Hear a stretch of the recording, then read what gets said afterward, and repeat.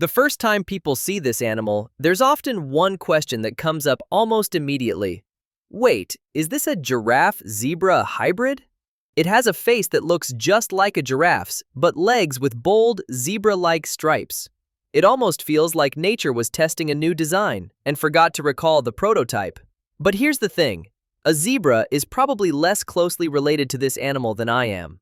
And this creature, which looks like it was stitched together from spare parts, is actually the only living close relative of the giraffe. Its name is the okapi. I'd known about okapis since I was a kid, from books and science magazines.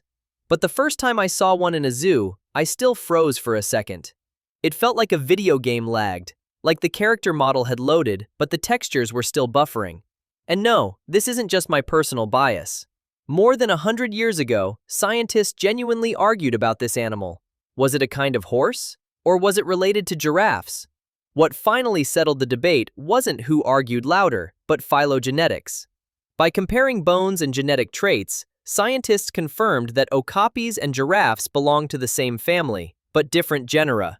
They're real relatives. If you look closely, aside from the color, the striped butt, and, well, the neck length, they actually look surprisingly similar. Most mammals have exactly 7 neck vertebrae. Giraffes, okapis, and yes, humans too. The difference is scale. An okapi's neck is basically the extended version. A giraffe's neck is the fully maxed out Pro Max edition. So why did these two animals end up with such different upgrades? The short answer is, they didn't choose how they look. The environment removed the other options. One branch of their common ancestor stayed in the tropical rainforest. Food was abundant. Tender leaves were everywhere. They didn't need a long neck to survive. That lineage slowly became the okapi. The other branch left the forest and moved into open grasslands, a much harsher place to live. Food was scarcer. To reach fresh leaves high in trees, their necks gradually had to get longer. That lineage eventually gave rise to giraffes. Then the climate became drier.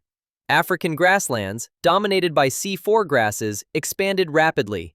And giraffes, perfectly adapted to this environment, spread along with the grasslands. So today it looks like giraffes are everywhere. But really, it wasn't that giraffes conquered Africa. The grasslands expanded beneath their feet. The okapi, meanwhile, remained in the rainforests of the Congo Basin, quiet, hidden, and largely unnoticed. It wasn't until a little over 100 years ago that okapis were first brought to European zoos and formally described by Western science. So what's the real difference between giraffes and okapis? It's not just the neck, and it's not the stripes. It's that when the environment began to change, one species followed an expanding grassland, while the other stayed in a stable rainforest. Neither is more evolved. They simply walked into different worlds. So no, the okapi isn't a giraffe-zebra hybrid. Nature just took a different route.